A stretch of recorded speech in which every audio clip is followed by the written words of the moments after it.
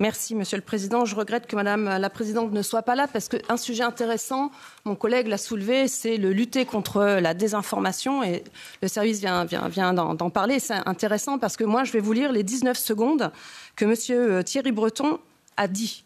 Donc, vous pouvez tous le vérifier au sein de cette vidéo. Donc, il a dit « Le poids de la parole, attendons. Attendons de voir ce qu'il va se passer et pour l'instant, gardons notre sang-froid et faisons appliquer nos lois en Europe lorsque celles-ci risquent d'être circonvenues et elles peuvent, si elles s'appliquent, pas conduire effectivement à des interférences. On l'a fait en Roumanie, il faudra évidemment le faire en Allemagne si nécessaire. » Ce n'est pas moi qui le dis, vous pouvez tous le voir sur une vidéo. Donc pourquoi je reviens sur ce sujet? Parce que je vois qu'un ministère de la vérité est en train de se mettre en place, à savoir ce qui est une information, une désinformation, une misinformation. Moi je suis d'accord avec ça, ça fait des années que j'étudie ce sujet. Et donc j'aimerais aussi que au sein de cette commission, on puisse tous s'exprimer. Je regrette aussi que Madame la Présidente n'ait pas voulu entendre mon collègue, puisqu'on est là, on a 2 minutes pour s'exprimer et ça fait partie du jeu.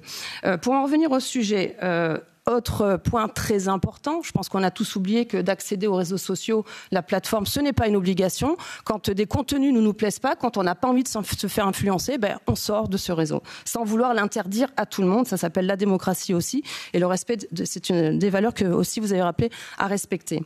Pour cet article 34.c, où effectivement il y a cette fenêtre d'ouverture concernant l'évaluation des risques, qui est important. Moi j'avais travaillé sur le sujet avec Madame Schaldemose, c'était très bien d'avoir intégré les processus électoraux. Je dis bien processus électoraux. On n'a pas dit de lutter contre l'opinion politique ou des idées qui par exemple ne nous conviennent pas. Donc j'aimerais savoir si à ce niveau, est-ce qu'il y a une volonté de relire ou d'aménager ce texte, parce que pour moi il est assez bien ficelé et je ne souhaite pas qu'on puisse remettre au débat cette interprétation de l'article 34.c.